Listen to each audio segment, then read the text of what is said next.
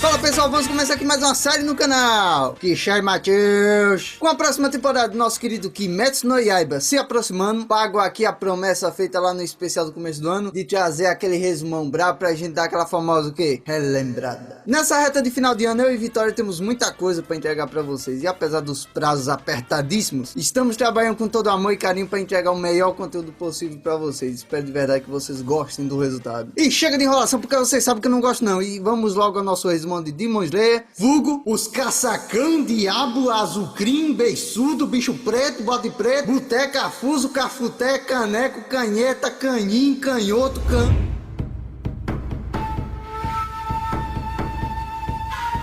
Demon Slayer chegou com tudo em 2019, pois é, ele chegou bem no finalzinho da década passada e ainda assim se tornou um dos grandes sucessos da última década. E primeira coisa que já quero falar é sobre a abertura, meus amigos, que abertura foda da porra. Gurren foi uma abertura que marcou muito a primeira temporada, não podia ser por menos, né? Afinal ela foi cantada por ninguém menos que a nossa menina Lisa, que já deu sua voz para a abertura de vários animes que marcaram demais a nossa última década. E como começa Demon Slayer, conhecemos o nosso protagonista Kamado Tanjiro, que já estava de saída para ir para a cidadezinha mais próxima para vender uns carvãozinhos, mas não sem antes receber uns mimos dos seus irmãos e da sua mãe. E quando o moleque volta para casa, tá a família toda capotada. Não apenas isso, a sua irmã que sobreviveu virou um Oni, meus amigos. Já joguei esse jogo aí aflição demais, Matheus. Não é esse tipo de Oni, pô, é esse aqui. Em suma, Oni são seres sobrenaturais comedores de pessoas. Lâminas comuns não cortam eles facilmente, e mesmo que consigam cortar, ainda assim a sua alta regeneração fará com que a maior das feridas não seja problema por mais que alguns segundos. Não que essa informação seja útil agora, já que o nosso menino Tanjiro não deseja machucar sua irmã. Porém, o salvador que vem ao seu encontro não compartilha dessa mesma opinião. Tomioka Gil. Ele é um caçador de Oni. Inicialmente seu plano era capotar a irmã do protagonista, alegando que aqueles demônios não preservam os sentimentos da sua antiga vida. Tudo para eles gira em torno de devorar as pessoas e ponto final. Porém, após o protagonista ter mostrado ter um grande potencial como caçador e a sua irmã apresentar um comportamento anormal para os Onis, o comportamento de querer proteger o seu irmão, Tomioka decide depositar naqueles dois o seu voto de confiança. Ele então manda o protagonista para ir até um certo monte atrás de um conhecido dele, pois segundo Tomioka, essa pessoa irá ajudar o garoto na sua empreitada de curar sua irmã. Mas como eu vou saber quem ele é? Ah, pera aí um pouquinho.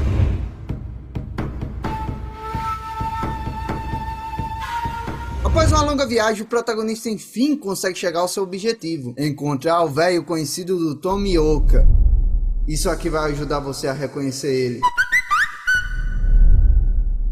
Não há dúvida, é o velho com a máscara do emoji do WhatsApp que o Tomioka-san falou pra mim. O velho se chama Orokodaki e ele decide treinar o Tanjiro para transformá-lo em um caçador de Onis. O treinamento com certeza não é fácil, chegando a um ponto que você se questiona se o velho está tentando treinar o garoto ou está tentando matá-lo. O treino mais importante, na minha opinião, é o das respirações. Respirações? Isso aí não devia ser o básico, Matheus? Calma, menino ban, não é uma mera respiração. Essa é a principal técnica usada pelos caçadores para conseguir enfrentar os Onis. Uma maneira única de respiração e concentração capaz de elevar os atributos humanos a um nível totalmente roubado. E eles usam essa elevação de atributos principalmente para auxiliar nas suas técnicas com a espada. Existem vários tipos de respirações e a ensinada ao nosso protagonista é a respiração da água. O senhor Orokodaki ensina ao protagonista todas as 10 formas da respiração da água, sendo que cada uma delas é uma forma diferente de golpe com a espada. Pera, Matheus, mas você disse mais cedo que todas as espadas não funcionam contra os Onis. Exato, menino ban. Quer dizer,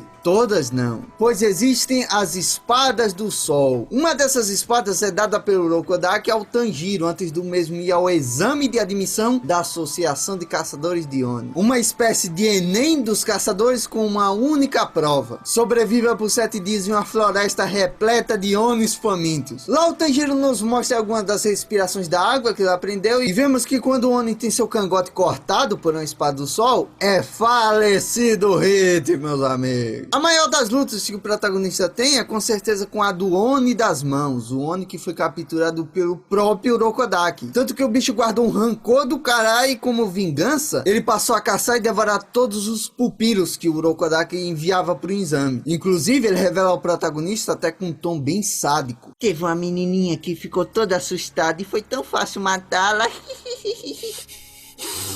O outro achou que ia cortar minha cabeça e no fim foi ele quem perdeu a cabeça. Respiração da água, primeira forma. Queime no inferno, seu desgraçado. Que na próxima encarnação você nasce em um lar sem sofrimento. Arigato, Tanjiro. Sim, o nosso menino Tanjiro tem um pouco da síndrome do Naruto quando ele derrota os vilões dele. Então já vai se acostumando porque é algo recorrente no anime.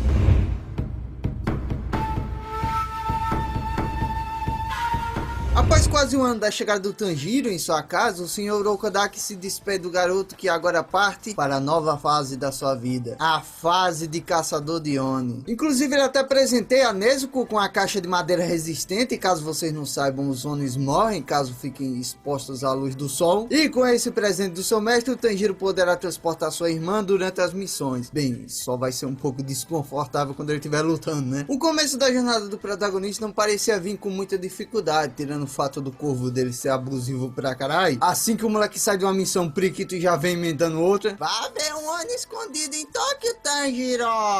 Mas já? Trabalhar, vagabundo. Trabalhar! Bem como os Onis até agora foram mó fácil de derrotar, esse aqui não deve dar nem pro cheiro.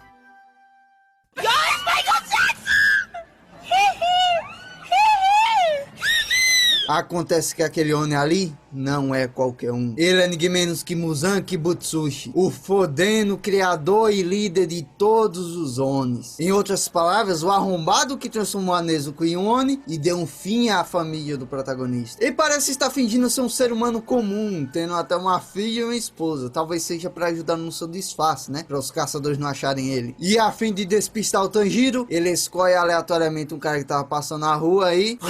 Simplesmente faz o cara começar a virar um Oni ali no meio da rua para atacar todo mundo, e sem opções o Tanjiro precisa avançar para segurar o Oni, né, para ele não machucar nenhum inocente. E o Muzan aproveita ali a distração para dar uma fugida dali com a família dele, mas não sem antes escutar algumas verdades do nosso protagonista. Escuta aqui, Michael Jackson, todo mundo sabe que você está vivo. Eu te filmei e vou mandar o vídeo pro Balanço Geral segunda-feira. Pode se esconder onde quiser, mas um dia todo mundo vai saber a verdade. Eu juro! Esse mini arco do anime é bem interessante, porque conhecemos dois Onis que, assim como a Nezuko, também não machucam as pessoas. A senhora Tamayo e o seu assistente Yoshino. Eles são grandes inimigos do Muzan, na verdade eles são altamente procurados por ele. A senhora Tamayo aumenta bastante as esperanças do protagonista depois que revela a ele que futuramente pode ser que ela desenvolva uma cura para a maldição da Nezuko. Porém, o encontro deles acaba sendo interrompido por dois Onis mandados pelo Muzan. O Michael Jackson parece que não curtiu muito ter sido descoberto pelo nosso protagonista. E esses dois Onis aí são bem mais fortes que os que o protagonista enfrentou até agora. Até por isso eles têm que se dividir para poder vencê-los. O protagonista enfrenta o Oni das setas, um Oni roubado pra caralho que manda umas setas invisíveis ali que quando colidem, empurra o adversário no maior estilo China Tensei. Tanjiro fica que nem os motoqueiros batendo nos para-choques dos carros. Cadê a seta, caralho? Mas graças ao Yoshino, que compartilha sua visão aguçada com o protagonista, o mesmo consegue ver as setas, criar uma estratégia e por fim finalizar o seu inimigo usando a sua técnica respiração da água redemoinho. Enquanto isso, a Nezuko tenta lutar contra a Susanmaru, a Oni das bolas, e quando ela tenta chutar uma das bolas delas, caiu que nem a torcida do Flamengo quando veio no X1 com o Verdão.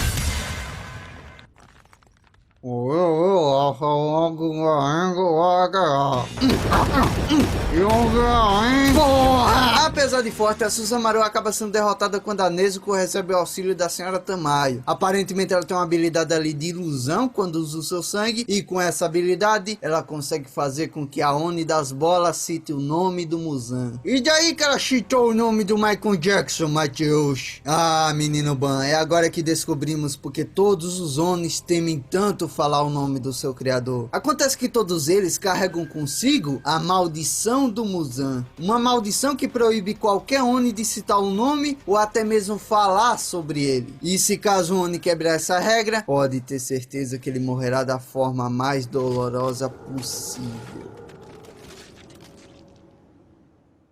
E com o dia amanhecendo, o fim daquela difícil batalha finalmente chega. Senhora Tamayo, cadê o Tanjiro? Eu não sei, ele ainda não entrou. Que o Palmeiras tenha mundial na sua próxima encarnação. Arigato.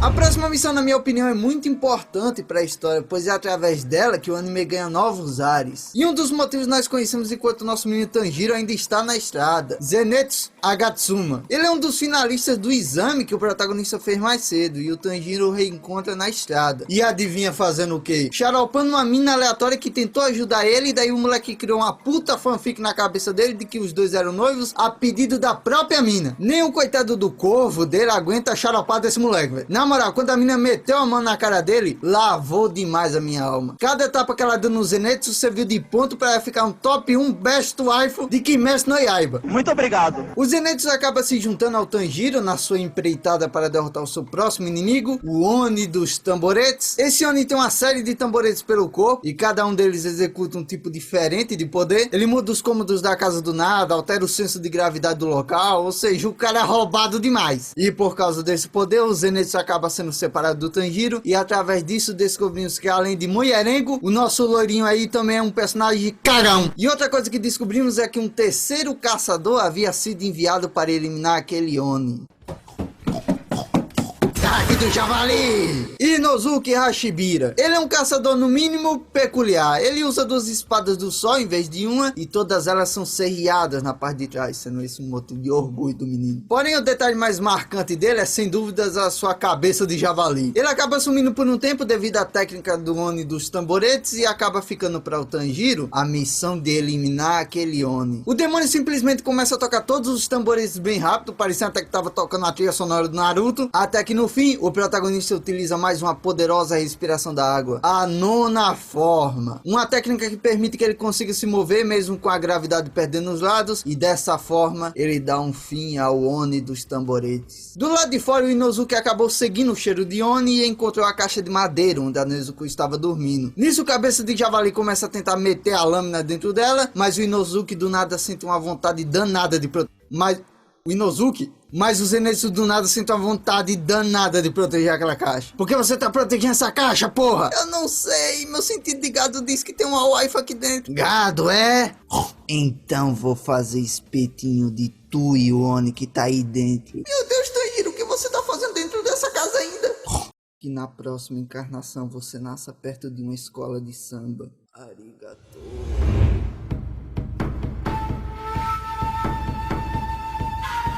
Quando o Tanjiro finalmente sai da casa e vê que o Inosuke tá machucando o Zenitsu, e ainda por cima tentando machucar sua irmã dentro da caixa, o protagonista já vai logo na mão limpa pra cima do javali pra ele ficar esperto. Inosuke é um monstro no combate, além de ter uma força física inacreditável, que o Tanjiro até disse que tá parecendo que tá lutando contra um javali de verdade. O Inosuke tem uma flexibilidade tão grande que faz até a gente se questionar até onde ele consegue encostar a própria língua. A luta é finalizada quando o Tanjiro usa sua técnica secreta mais poderosa, respiração do cearense, testada de concreto, e o golpe não só é capaz de deixar o Inosuke tonto, como também faz a cabeça de javali dele cair no chão. Sim, o cara não era um mutante com cabeça de javali. Como alguém pode ter um corpo todo trincado desse jeito e ter um rosto tão feminino? Qual é o problema com o meu rosto, hein? Não tem problema algum, ele é pequenininho e bonitinho, eu pegaria fácil. Pegaria, é? Então pega aqui no meu pau. Após isso, esses 3 passam a ser os 3 protagonistas principais do anime, e confesso que eles têm uma sinergia bem bacana.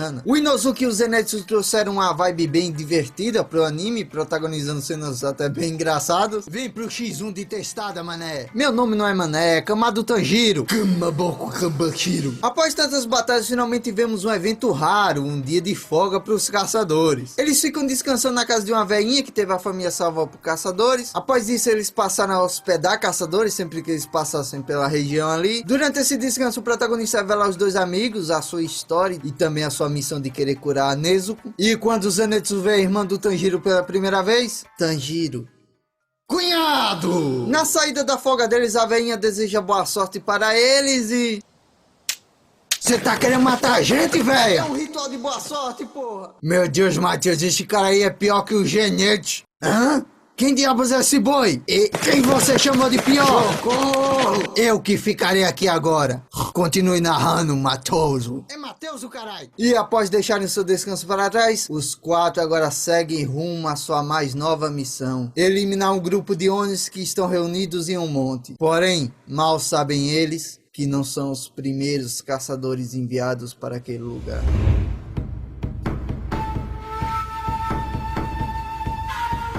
Esse talvez seja o grande arco da primeira temporada de Kimetsu no Yaiba. Aconteceu muita tragédia, luta, revelação e o episódio 19, hein? Primeiro de tudo, nós vemos o vislumbre daquele que é o grande líder dos caçadores de Oni, e ele fala que muitos caçadores já capotaram naquele monte que os protagonistas estão indo, concluindo então que possivelmente naquele lugar existe uma das 12 luas demoníacas. Só existe uma lua, seu idiota. Calma, menino javali. As 12 luas são os 12 Onis mais poderosos do exército do Muzan. E para lidar com isso, o mestre decide enviar 2 dos seus mais poderosos caçadores, os chamados Hashiras. Mas até que esses 2 cheguem ao monte, vamos torcer para que os nossos protagonistas não cruzem com o Oni que faz parte das 12 luas. Os primeiros a entrar no monte são Tanjiro e Inosuke, pois o Zenitsu ficou um tempão na estrada com medo e só entrou na floresta porque lembrou que o protagonista levou a Nezuko dentro da caixa dele. Os 2 protagonistas acabam tendo uma luta contra os corpos dos próprios companheiros que morreram no monte. Uma das Onis que estão naquele bosque ali controla os corpos deles através de umas teias de aranha ali. Ela até mesmo chega a terminar de matar alguns deles na frente do protagonista, que não fica nada feliz com aquilo. E quando Inosuke pega o protagonista e arremessa na direção da Oni, ah, meu amigo, você acha que ele iria perdoar aquele monstro? Isso é pelos meus companheiros que você matou! Respira! Ela abriu os braços com um sorriso gentil estampado em seu rosto, aceitando sua morte de bom grado. Respiração da água, corte e fofo. Um pouco longe de onde os 2 estavam, nosso menino cagão realmente estava passando por maus bocados naquela floresta. E eu não posso culpá-lo, mano. Afinal, o inimigo dele é uma aranha gigante com cabeça 2D e corpo 3D. Essa aranha bizarra infecta o Zenitsu e diz que em alguns minutos, o mesmo acabará se tornando que nem os seus colegas. Tá vendo essas aranhinhas aí? São todos caçadores transformados, velho. E aí do nada o moleque apaga. Sim, na frente do inimigo. O Zenitsu simplesmente desmaia. Porém, também do nada, o Zenitsu se levanta, anda, avança e desvia dos ataques da aranha sem mostrar um pingo de medo. Algo totalmente diferente do cagão que tínhamos conhecido no anime. E o mais louco de tudo é que ele está fazendo tudo isso inconsciente, meus amigos. Uma coisa curiosa que descobrimos nessa luta é que o Zenitsu é um caçador de Oni curioso. Como sabemos, todas as respirações têm várias versões de ataques diferentes, as chamadas formas. Por exemplo, o Tanjiro aprendeu as 10 formas da respiração da água. Só que o Zenitsu só conseguiu aprender a primeira das 6 formas da respiração do trovão. E devido a isso ele era zoado e tinha uma péssima autoestima, apesar do seu avô sempre incentivá-lo e mostrar ter uma grande confiança no garoto.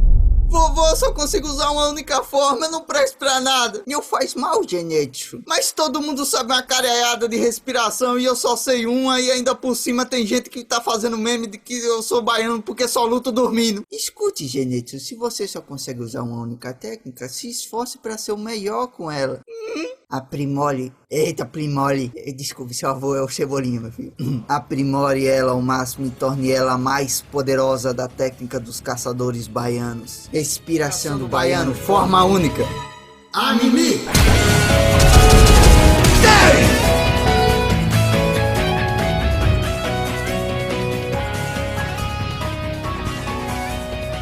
Após o nosso menino Zenitsu brilhar no anime como um trovão, o Inosuke e o Tanjiro estão tendo uma luta difícil contra um Oni intitulado O Pai. E isso acontece porque todos os Onis daquele monte ali fingem ser uma família de mentirinhas, sabe? Mais pra frente falaremos mais sobre isso. Acontece que o Pai é resistente pra caralho, apesar dos protagonistas forçarem suas lâminas ao máximo contra a pele dele, eles não conseguem fazer um único arranhão nele. O protagonista até bola uma estratégia de prender o Oni com a árvore, mas no fim, o feitiço se volta contra o feiticeiro e o Oni simplesmente pega e usa a árvore como taco e arremessa o Tanjiro pra longe. Não morre, Inosuke! Camada de tangerina! É camada do Tanjiro!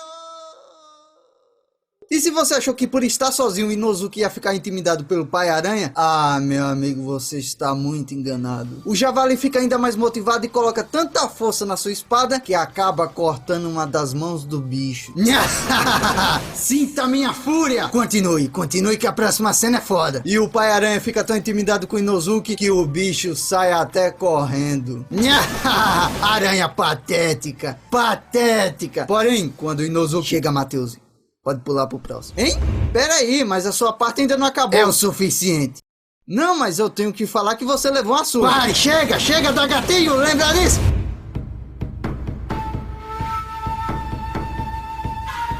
O nosso protagonista acabou sendo jogado bem pra toca dos lobos, pois ele agora está de frente para dois Onis. O estranho é que um deles está punindo o outro. Aquele Oni se apresenta como Rui e ele explica que só estava fortalecendo seu laço com a sua irmã. Sim, lembra do Oni pai, do Oni mãe e até do Oni aranha lá que apareceu lutando contra os Zeniths? Todos eles nada mais são do que uma família de mentirinha que o Rui criou pra ele. Claro que não é a melhor das famílias, visto que ele maltratava todos os membros para que eles agissem exatamente do jeito que ele imaginava que uma família correta era. O Tanjiro então critica ele sobre ele estar machucando a sua própria irmã, chamando o laço entre eles de um laço falso, e o Oni não gosta nada do comentário e decide que irá fazê-lo, tirar cada uma daquelas palavras. Nós sabemos o quanto o Tanjiro entende de laço de família, e ele jamais deixaria que aquele Oni cortasse a sua conduta. Bem, a conduta do protagonista ele realmente não corta, porém...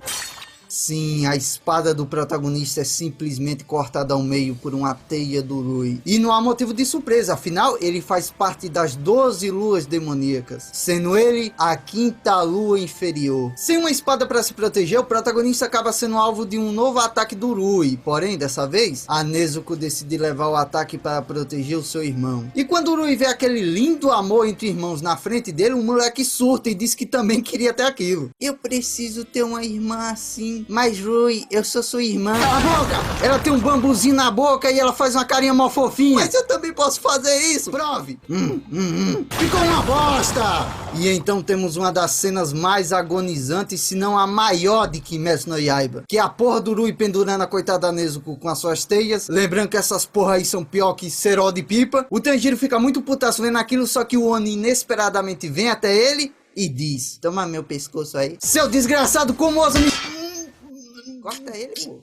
Corta ele. Sim, meus amigos, mesmo com o Oni dando seu pescoço de bandeja para o protagonista, ainda assim o mesmo não consegue fazer um único arranhão nele. E mesmo com o Tanjiro usando a sua última e mais poderosa respiração da água, a 10ª forma, mesmo assim o Rui fortalece as suas teias em um nível totalmente mortal. Ele cria uma espécie de gaiola com as teias dele ali, que quando colidirem com o protagonista, irão acabar dando um falecido hit nele. E quando parecia que o fim estava próximo, uma antiga memória passa a ser reproduzida na cabeça do Tanjiro.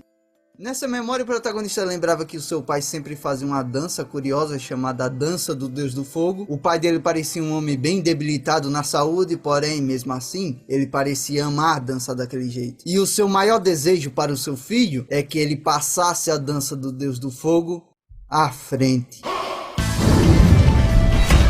Do nada a respiração do protagonista muda. Na verdade, tudo muda. A respiração muda da água para o fogo. E o protagonista agora sim consegue cortar os fios de qualquer jeito. A dança do Deus do Fogo era na verdade um estilo de respiração, meus amigos. E com a ajuda da Nezuko queimando as teias do Rui, o protagonista enfim encosta sua espada fervendo de raiva no pescoço do Oni. Me dá a porra do pescoço!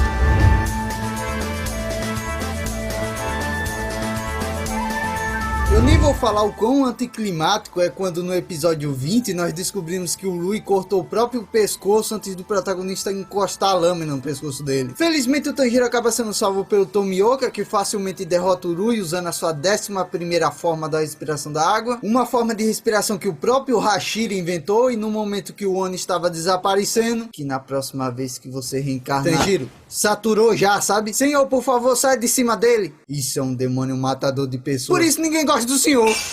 Aparentemente o fato do protagonista viajar com a sua irmã Oni era um segredo do senhor Urokodaki e do Tomioka, já que assim que a Hashira que veio com Tomioka descobre sobre ela, ela ordena a sua pupila que a casse e a elimine. E é pura comédia essa parte, porque a interação dos dois Hashiras é muito engraçada. Confesso que até eu shippo bastante os dois. E a pupila dela tenta atacar a Nezuko, só que ela fica miudinha e começa a correr de um jeito mó fofinho, na moral. Essa parte é muito engraçada, porque tá a Nezuko correndo mó de boas, com os braços abertos, e a outra tá lá com a cara de... tem vontade de matar! No fim, a ordem do QG é que o protagonista e a sua irmã sejam levados até a base dos caçadores vivos, e quando o protagonista acorda, quem está de frente pra ele são os Hashiras, meus amigos. Assim como as 12 luas demoníacas são o grupo de Onis mais poderosos, os Hashiras são os caçadores mais fodas. Eles são Rengoku, o Hashira das chamas, Uzui, o Hashira do som, Mitsuri, a Hashira do amor, Hajime, o Hashira da pedra, Muishiro, o Hashira da névoa, Obanai, o Hashira da serpente. Primo, você tá por aqui, é? E por fim, alguns Hashiras que já tínhamos conhecido mais cedo, Tomioka, o Hashira da água, e Shinobu, a Hashira dos insetos. Quer dizer, ainda falta um Hashira. Quem quer espetinho de Oni? Sanemi, o Hashira do vento. Esse Hashira não engole nada da história do protagonista, de que a sua irmã não ataca humanos. E já chega cravando a sua espada na caixa, só que aí o Tanjiro já vai logo na cabeçada pra ele ficar esperto. Seu filho da puta,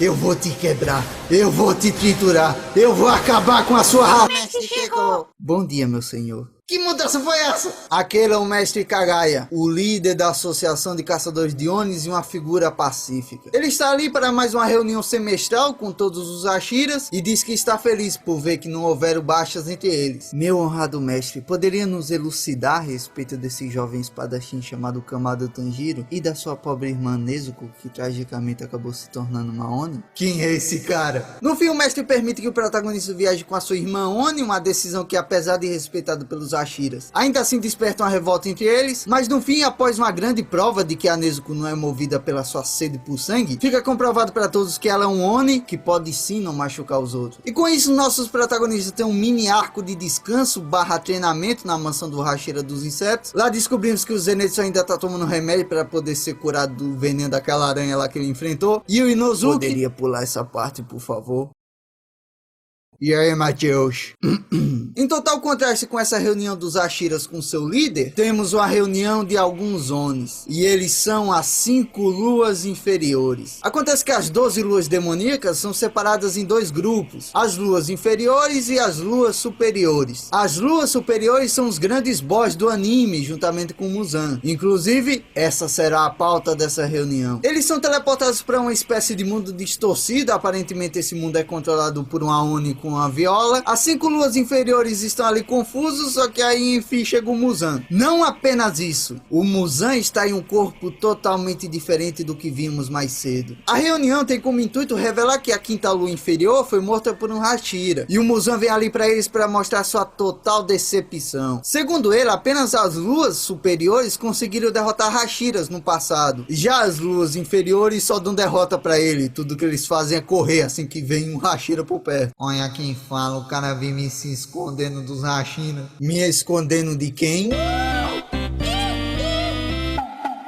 No fim, o Muzan deixa um único Lua inferior vivo, dando um pouco do seu sangue para que ele mostre que a sua vida mereceu ser poupada. E como ele irá provar isso, iremos descobrir na parte 2 do nosso resumão de Kimetsu no Yaiba. Aguardo vocês no Trem do Infinito, meus amigos!